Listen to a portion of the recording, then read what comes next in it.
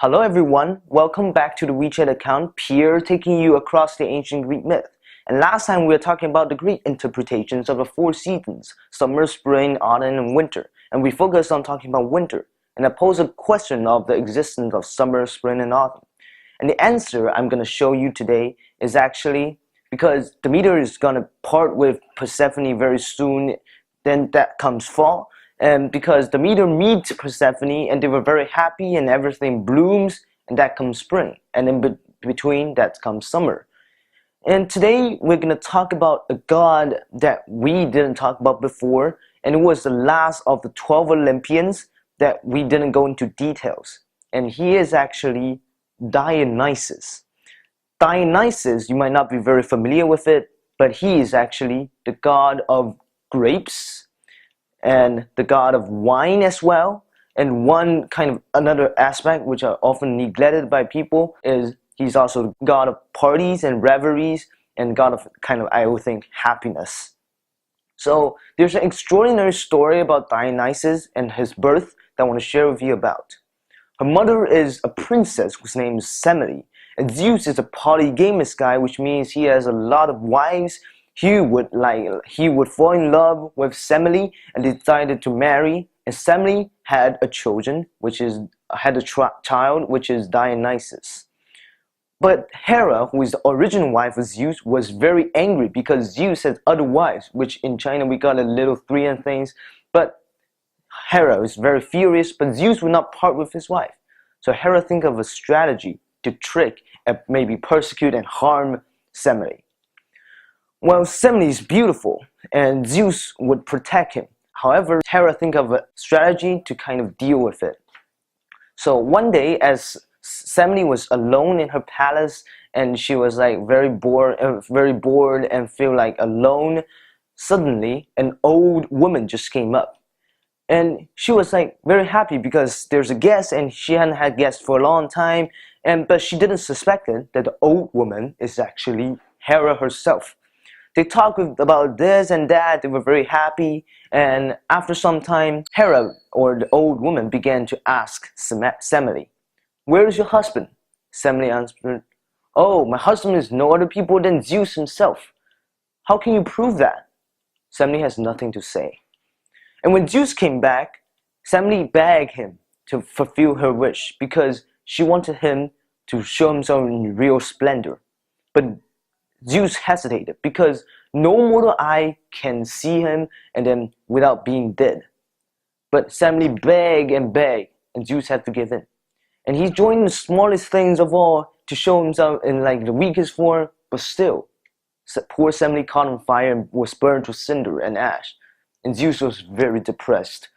And Semele had his unborn son inside her, so Zeus put it in his leg. And Zeus, after some time, the infant was born and was called Dionysus. But Zeus knew that all the things that has been done was caused by Hera. And Dionysus might be persecuted by Hera, so Zeus decided to send the little infant to an empty valley, where Dionysus would live among like lepers and lions, and a group of nymphs would care for him. And there Dionysus grew with tigers and leopards and play with them. They were very happy. And soon Dionysus had a very, very unique kind of things because wherever he goes, there are like grapevines that suddenly sprang up. And the grapevines are the things that grow grapes. And Dionysus actually was pretty talented, invented the making of wine. The red drinks, which we praise as like the most palatable drink, most delicious drink, and we all like to eat it, drink it. There, Dionysus won a lot of praise by the nymph, and even the tigers think that the wine is really good, and that was amazing. And Dionysus went out of the valley teaching the people the making of wine because he hoped, and he's a very kind God, and he hopes that everyone will be able to taste the very delicious drink.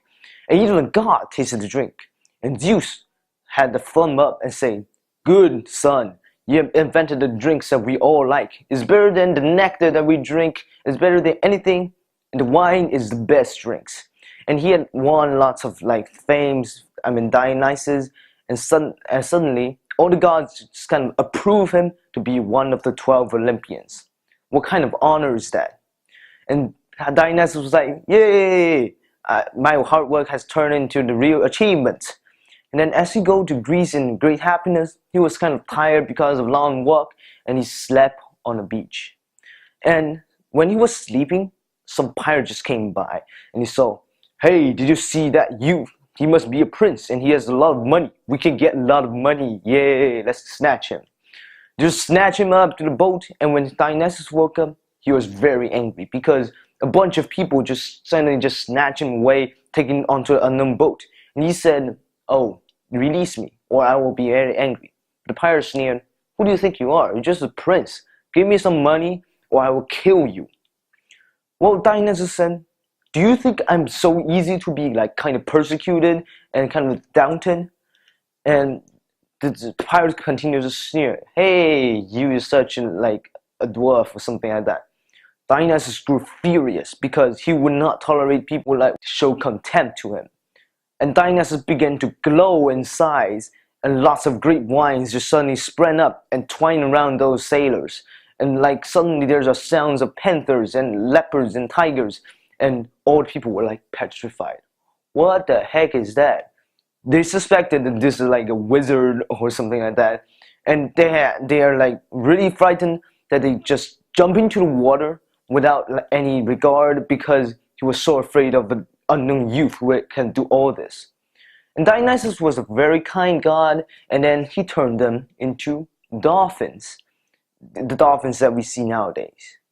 And after all, Dionysus went to Greece and seated himself on Mount Olympus, and he won lots of fame and glory for inventing wine and also bringing a lot of happiness and joy onto Olympus. And ever after, all the gods, including Hera, feel very proud to have one of the god of wine and revelry as the 12 Olympians. And next time, and this is all for now, and next time we're going to talk about the great heroes, the stories of it.